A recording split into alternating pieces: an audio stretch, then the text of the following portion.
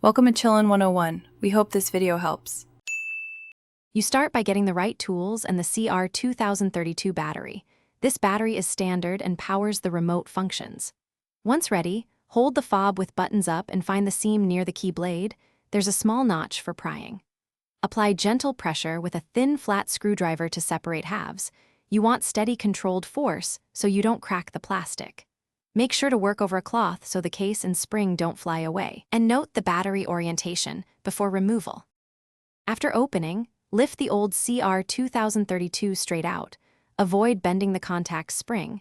You need the contact to remain springy for reliable connection. Clean the contact pads with a drop of isopropyl on a cotton swab to remove corrosion and oils, because good contact ensures signal strength.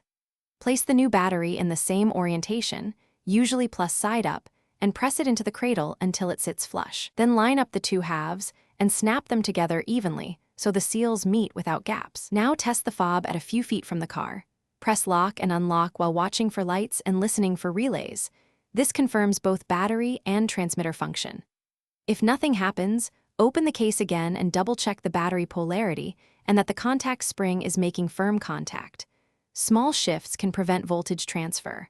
If the fob still fails, try reprogramming per your manual or have a dealer scan for receiver faults, because sometimes the problem is the car's receiver rather than the fob battery.